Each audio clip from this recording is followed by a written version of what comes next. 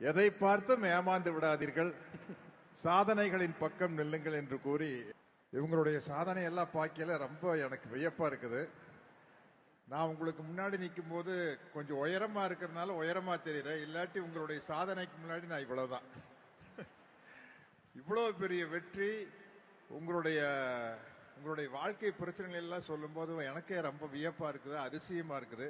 எந்த அளவுக்கு மனதைரியத்தோட நீங்க உறுதியோட வாழ்க்கையில உழைச்சிருந்தீங்கன்னா இந்த அளவுக்கு வந்திருக்க முடியும் அப்படின்னு நினைக்கிறேன். ஏன்னா எனக்கு இது புரிஞ்சுக்க முடியல. நான் கொஞ்சம் வசதியான குடும்பத்தினுடைய பின்புலத்திலிருந்து வந்ததுனால உங்க கஷ்டங்களை எல்லாம் நேரில் பார்த்து தெரிஞ்சுக்க முடியாது. நீங்க சொல்லும் போது எனக்கு வியப்பா இருக்குது. எப்படி இந்த அளவுக்கு தைரியமா இந்த மாதிரி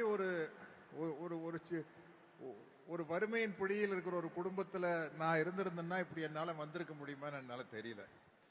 அது இந்த கண்கொள்ளா காட்சியை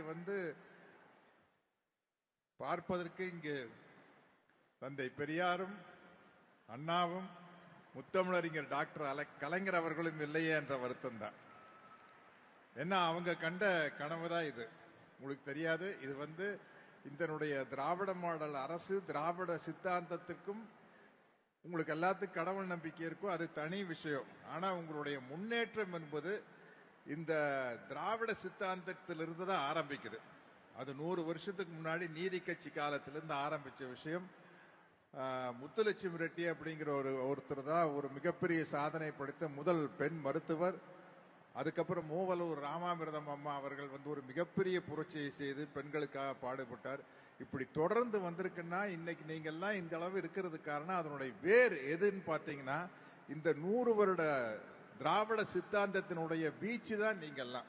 இது நீங்க உங்களுக்கு தெரிஞ்சவங்க கிட்ட கேட்டு தெரிஞ்சுக்கங்க. என்ன நம்ம அந்த வேர்களை நாம புரிஞ்சுக்கிட்டாதான் நாம எந்த அளவுக்கு இந்த திராவிட மாடல் அரசுக்கு துணையாக நிற்க வேண்டும் என்பது உங்களுக்கு தெரியும். எதை பார்த்தும் ஏமாந்து விடாதீர்கள், சாதனைகளின் பக்கம் நில்லுங்கள் என்று கூறி என்னுடைய உரையை முடிக்கிறேன். நன்றி, வணக்கம்.